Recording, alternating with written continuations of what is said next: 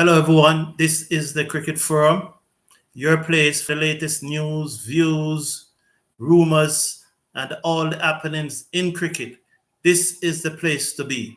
Australia have drawn the fourth test. West Indies have beaten Ireland. New Zealand is giving Bangladesh a cricketing lesson at Christchurch. There's also news on the IPL and on the PSL. I am Carlton Brown and welcome. Please remember to slash a like on the video, share and subscribe. Today's show is brought to you by the Dealmaker Store. If you are living in the Caribbean and would like to purchase a pre-owned motor vehicle, then contact the Dealmaker Store. The link is in the video description. Copy and paste it into your browser and buy a pre-owned motor vehicle today from the Dealmaker Store. Thank you, Dealmaker Store, for sponsoring today's show. Well, let's get on with the show. Finally, England ended the test match in Australia without losing it. It was down to Broad and Anderson batting out the final 2 overs in that match, surviving from Steve Smith and Nathan Lyons. And you might wonder why Steve Smith was bowling and not Cummins, Stark, or Boland. It is because the last few overs, the last 3 to 4 overs, the umpires would have taken the players off the field if Australia had continued with the pace attack. Now, when Bairstow, I think Scott Boland, Bairstow caught by Labuschagne of the second delivery of the 92nd over. England was 8 wickets down. So Labuschagne caught Bairstow off the bowling of Scott Boland after second delivery of the 92nd over. Australia was 8 wickets down, and it looked dire because I think it was our 102 overs. Yes, well, 102 overs were to be bowled, and this was the 92nd over. So they still have 10 overs to go. They still have 10 overs to go when Bairstow when caught by Labuschagne of Scott Boland. And at that time, it looks like Australia was going to pull through. But all those Starks and Boland and Cummins bowled the other 8 overs. The other 6 overs. They bowled the other 6 overs to Leach and Broad. They were able to defend it. It was the last delivery of the 100th over that Steve Smith got the wicket of Leach, caught by one at first slip. So with 2 overs to go, England were 9 wickets down. Nathan Lyons bowled to Broad, he blocked it out. Steve Smith bowled to Anderson, he blocked it out. And England was able to come away with a draw from the match. I don't ever should say congratulations, England, or Australia probably batted too long in their second innings, because what is the reason? England have not scored 300 runs since the start of the Ashes. Why do you need to give them 388 to chase? 387. Their target was 388. Why not? Did Australia drop the ball when they batted too long to allow Khawaja to complete his second century of the match? Did Australia make a mistake? Is that mistake going to come back to haunt Australians in the years to come, that they have an opportunity to give England 5 love, to whitewash England, but because of the for personal achievement in giving Khawaja time to make his second century of the match, did Australia drop the ball? Or is it fair to reason that Australia was saying, England have never batted 100 overs for the Ashes thus far? Because that's also a point, This was the first time that England was batting more than 100 overs in one match. in an innings. Sorry. So Australia could also reason that they batted more overs in this innings than any other innings. So it going to be at this moment, it's going to seem as a wrong choice because Australia never won the match. They never won the match, so it is fair to say that they batted too long. Whatsoever the reason was behind it, whatsoever the rationale was behind it, this is sport. And when you get this, when you don't win, it means you get the decision wrong. So this is cricket. They batted too long. One would have to say that they have batted too long because England was able to survive 9 wickets down, but they still survive. A friend of mine said to me, "Oh, you know, England was going to win the match." Well, history will tell you no, but that's why it's a draw, because we never know. It is highly improbably that England could have won that match. But the reason why it was declared a draw is that Australia did not bowl out England for a second time in the time allotted. So it was a draw. Congratulations, England, for saving the 5-love. The next test start next week. We look forward to see it will be a much change England team. Bairstow and Butler are not expected to feature, but let's see what will happen. So England hold on for a draw in the 4th test with those two, Broad and Anderson, again coming to the rescue of England, this time with the bat and not with the ball. So should I say well done? Well done, England. Now, on Saturday, West Indies beat Ireland in the first of 3 ODI at Sabina Park in Jamaica. West Indies were struggling at one time with 4 wickets down, 80-something for 4. So they were 80 odd for 4. And then Pollard and Brooks, Shamar Brooks on debut. West Indies had 3 debutants in that match: Greaves, Pollard, and Odin Simmet. Odin Simmet being a Jamaican. So he was the only Jamaican, He was the only Jamaican in the team on Saturday. So 3 debutants: Greaves, Brooks, and Odin Simmet. So West Indies batted first and they made 269. 269, and Ireland replied with 245. 245 all out. So West Indies batted first, made 269. Brooks making 93. Pollard 69 in that wonderful 5th wicket partnership. And then West Indies fell away at the end, except for a 8-ball, 18 runs by Odin Simmet, 2-6 and a 4. You wouldn't say he was at his blistering best, but he showed what he can do. So the Jamaican hitting 2 6s and 1 4 in an 8-ball, 18 runs. Shayop also made 29 runs at the top of the order. He looked very well. He looked very well before he gave it away. And then when Hope went, 3 wickets fell for 3 runs. But Brooks and the skipper, Pollard, steadied the ship and put on a wonderful 5th wicket partnership of 150 plus runs.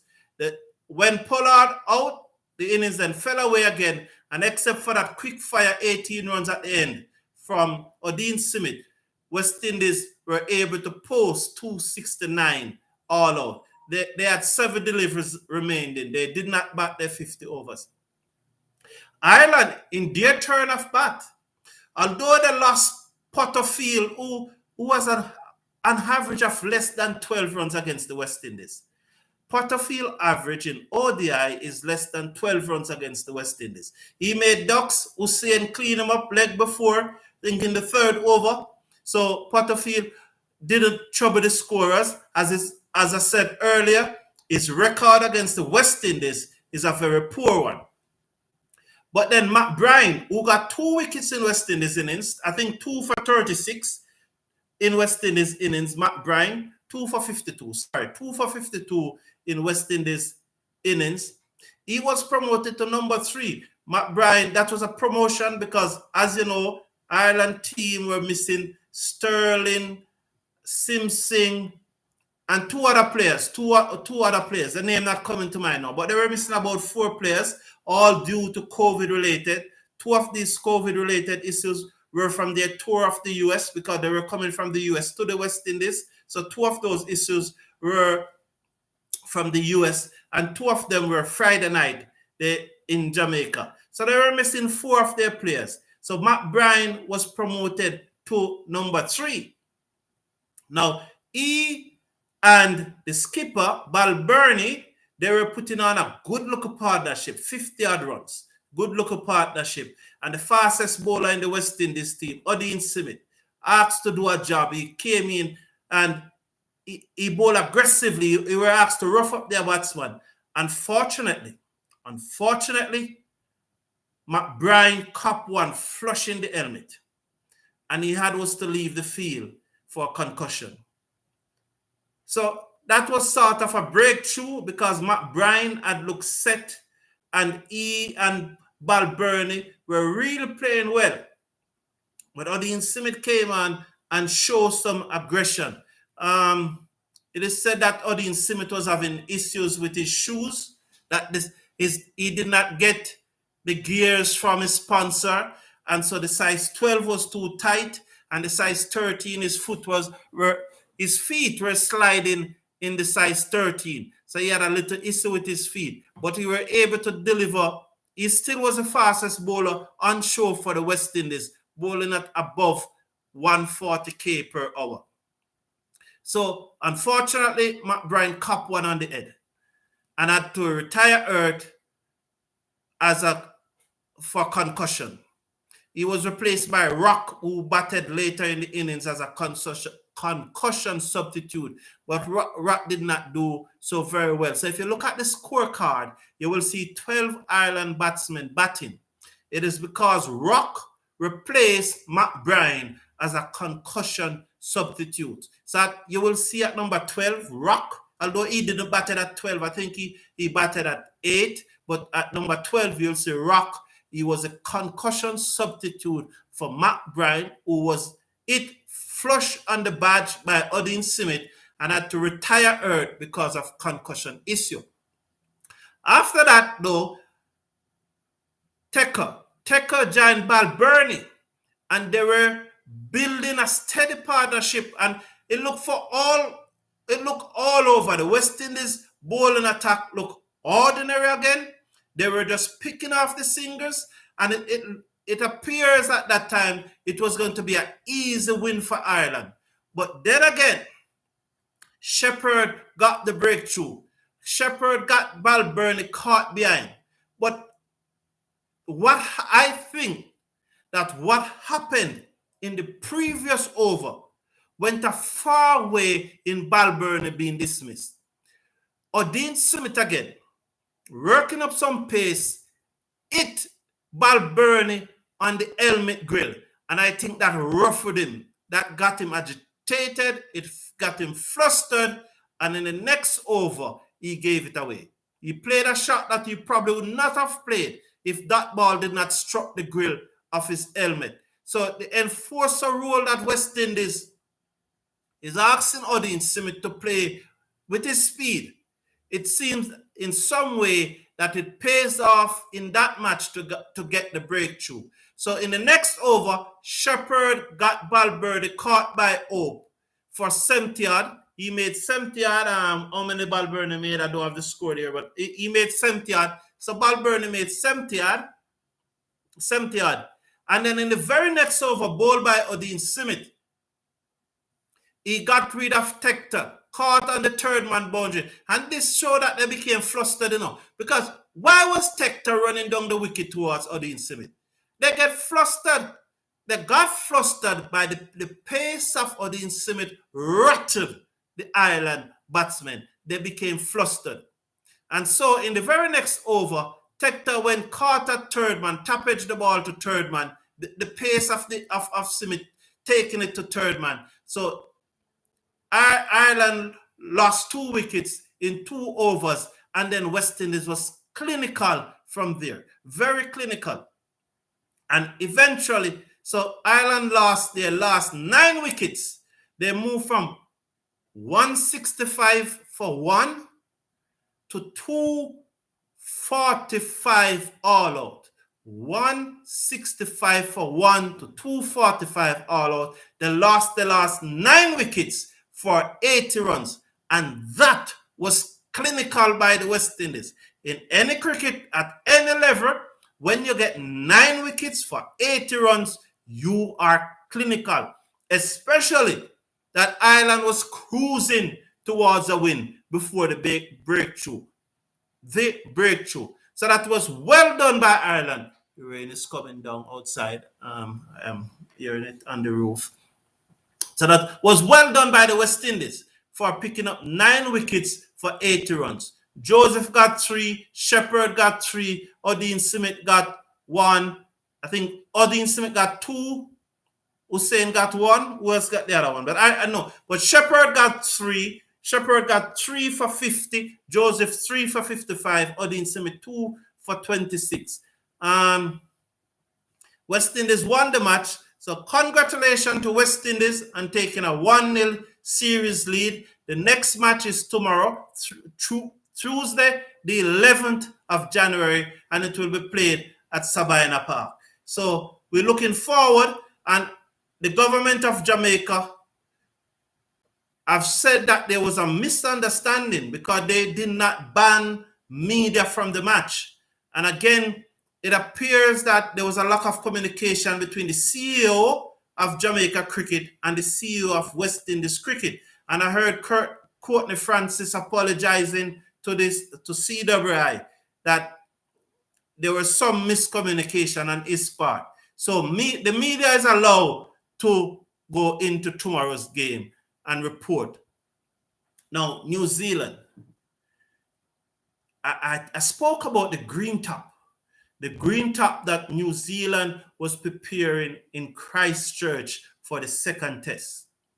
And boy, did they thought, are they teaching Bangladesh a cricketing lesson? First, New Zealand batted first and made 521 for 6 declared, scoring at more than 4 runs and over. 521 for 6 declared before Bolt with 5 wickets, Southee with 3, and Jameson with 2 skidded out Bangladesh for 126. So at the end of the second day, New Zealand 521 for 6 declared, Bangladesh 126 all out. The skipper Tom Latham made 256 for yet another double century, and Conway made 109 before he was run out this morning. So Conway ran out for 109, and Latham made 256. The Bangladeshi bowlers were really put to the sword.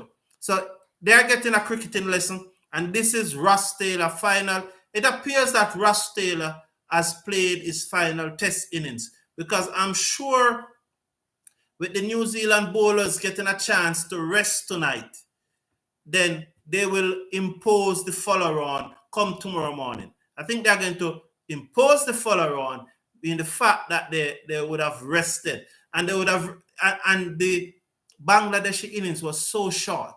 They made only 126 runs. They were skittered out in less than 50 overs. So not a lot of work in those legs. And after tonight's rest, I expect Tom Latham to enforce the follow-on, and that the match will finish tomorrow and probably finish before tea. Yes, I'm saying the match will more likely finish before tea tomorrow, and New Zealand will be able to square the series. So they are giving Bangladesh a lesson. This is revenge. Apparently, people were hurting because of the previous test match, which Bangladesh won by 8 wickets, and the New Zealanders, they were hurting from it, and they came back in this match with a vengeance. But it was an interesting incident in this match on the first day. It was a 26th over, the final delivery of the 26th over, bowled by Ebadat Hussain, the Bangladeshi fast bowler who got 6 wickets in that second innings to set up the Bangladeshi victory in the first test match. Ebadat Hussain, who he said that he's an Air Force pilot in the Bangladeshi Air Force. So the last ball of the 26 over, bowled to him. He came in, Will Young got the edge. Second slip, dive in front of first slip, and so the chance went a begging. By the second slip, diving in front of first slip, he put off first slip, and the ball went through. He got first slip, got a hand to it, and the ball ran towards the boundary. They ran it down, fielded it just inside the boundary. The return came to the keeper while Will Young and Tom Latham were going for the third single. We were going for the third runs. The keeper thought there was a chance to run out Will Young at the bowler's end. Shy at the stump, no one was backing up, and the ball went to the boundary for 4. So Will Young got 7 runs off that one delivery. So the final delivery of the 26th over of New Zealand innings, bowled by Ebadat Hussain, got the edge of Will Young bat, second slip, dive across first slip, put off first slip when they got a hand to it, it ran down to the boundary, they chased it, pull it back just inside of the boundary, return it to the keeper, shy at the bowlers end when they were going for the third one, missed the stumps, and the ball went into the boundary for 4 overthrow. So of that one delivery, yes, you're hearing me right, of one delivery, Will Young was able to score 7 runs. He did not capitalize though because he did not make a century. He was out for 52 in the New Zealand first innings. So Bangladesh is being taught a cricketing lesson by New Zealand in the second test at the Agley Oval at Christchurch in New Zealand. So scores, New Zealand 521 for 6 declare, Tom Latham 252, Conaway 109, Bangladesh in reply 126 all out. Expect the follow round to be enforced tomorrow morning, and this match should finish before tea. I don't see Bangladesh surviving 50 overs in the second innings. Now on to the IPL. As most of you are aware, there will be 2 additional teams in this year IPL. The Lucknow and Ahmedabad. Now that will not be the name of the team. That's the name of the city that won the bid to participate in the IPL. BCCI have asked the 2 teams, have set a deadline for the 31st of January for them to register the 3 players that they are allowed to retain, not retain, but they are allowed to register 3 players before the mega auction. So these 2 new franchises are allowed to register 3 players before the mega auction. BCCI is saying to Lucknow and Ahmedabad, you have until the 31st of January to do so. News coming out is that Lucknow is well advanced with their organization and their preparation, and they have named coaching staff, and it is said that their KL Rahul is going to captain the team. They have set up a social media page. They have over 340,000 followers, and that news is that Lucknow have so far reached an agreement with a company which will see the highest sponsorship deal in IPL history. they're about to ink a deal, which is said to be the highest sponsorship deal in IPL history. So it appears that Lucknow is well organized, things are in motion, and today news is coming out that Ahmedabad is looking to appoint Pandey as captain. So that's the latest we have on Ahmedabad. But it looks like Lucknow have kicked the ball far down the road and they are far more organized than the Ahmedabad franchise. This could be because of the situation with the Ahmedabad franchise was being investigated, because it said that the winner of the bid were probably involved in betting. And so it was being investigated. They were clear. The company that won the bid for the Ahmedabad franchise, it said that they have the CVC betting or something like that, that they were associated with company that was in betting, but they have now been cleared. And so maybe that's why at this time, Ahmedabad is not as far advanced with their preparation as Lucknow. So that's the story coming out. That's one of the stories coming out of the IPL, is that the BCCI have asked both Lucknow and Ahmedabad to name, to register the 3 players that they are going to register before the auction by January 31st. And that Lucknow is on the verge of inking the biggest sponsorship deal in IPL history. So that's good news for Lucknow. The other news coming out of the IPL is that Mumbai, 3 stadia in Mumbai is likely to hold the entire IPL, to host the entire IPL. So Mumbai, it is said that Mumbai may end up hosting the entire IPL.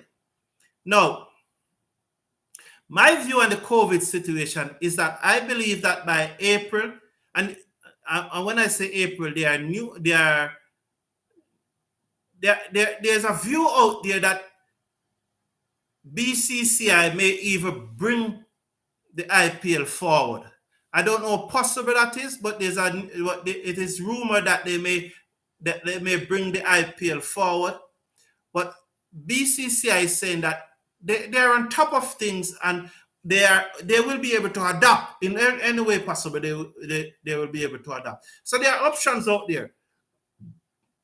The last one they want to do is to host it outside of India. Although that position was put forward last week, that the IPL may be hosted outside of India. There's also the position that Mumbai using 3 stadia in Mumbai to host the entire IPL 2022. They are trying to avoid double headers. That's that's the information that I got. They are trying to avoid double headers, and they will probably start the matches a little. They don't want to play the match in the day. They don't want to play the match in the day. That is the news that I'm getting. They want to start the match in the evening, late evening going into night. They just do not want to play the matches in the day. That's the news I am getting. So BCCI is looking at many options to ensure that IPL 2022 go ahead successfully.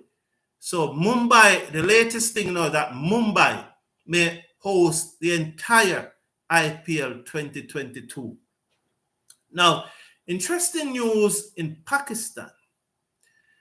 And speaking about sponsorship, it is said that the 6 teams in the PSL will make a profit in this PSL season.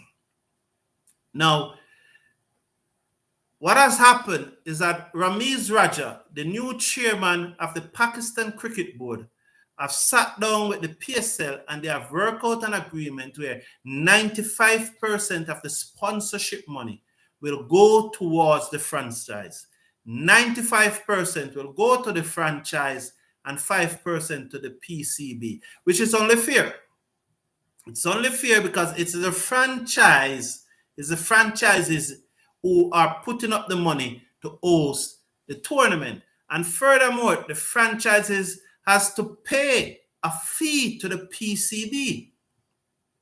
So 95% of all the money coming into the PSL will go to the franchises, and only 5% will go to the PCB. So I have some figures here. I think that, and these are US dollars figures. This year, the PSL will get television sponsorship of 24.6 million US dollars. So television sponsorship will be 24.6 million US dollars.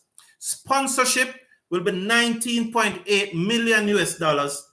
And branding, each team will get 1.1 million US dollars from branding. So the two first figure, the 24.6 and the 19.8, which works out to 44.4 million. Over $44.4 million in sponsorship between the television sponsorship, the television broadcast right, and the sponsorship works out to $44.4 million. To be, the teams will get 95% of $44.4 million. So each team will get $44.4 million, and the 6 teams will have 95% of that to divide among themselves. And also, each team will get $1.1 million from branding. So it is, what is said is that at the end of this PSL season, franchises are expected to make a profit of about 3 million US dollars. So franchises will make a profit of about 3 million US dollars. It is said that the Multan Sultans,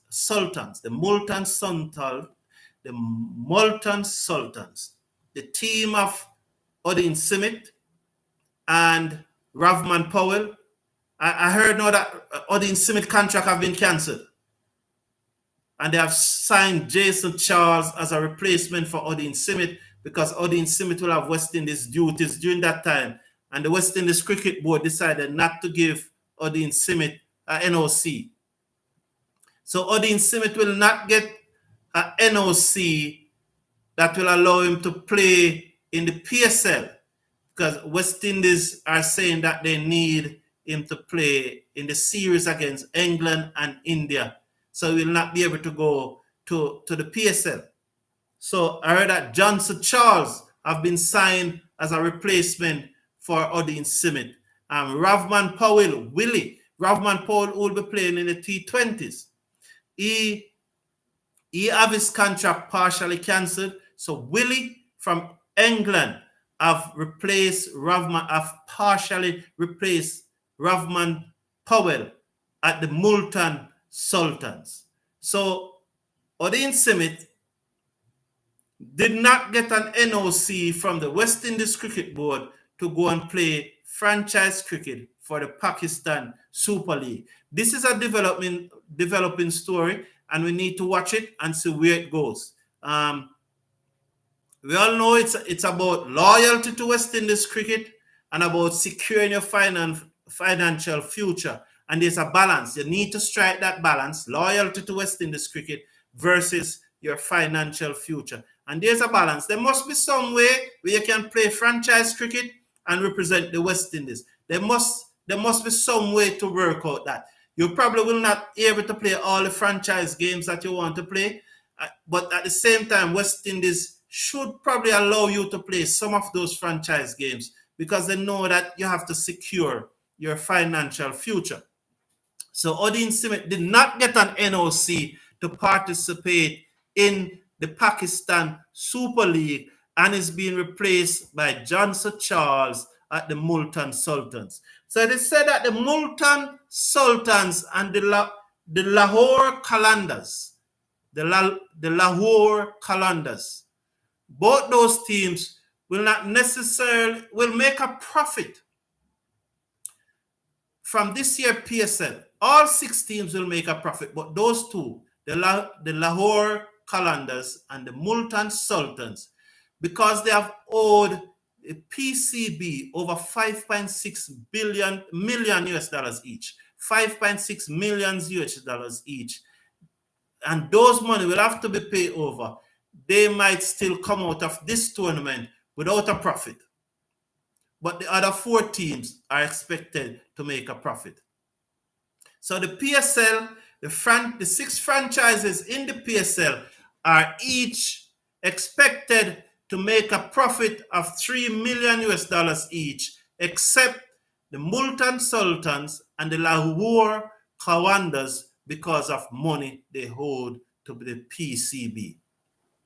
Another development in the PSL, South Africa is banning its centrally contracted player from playing in the PSL.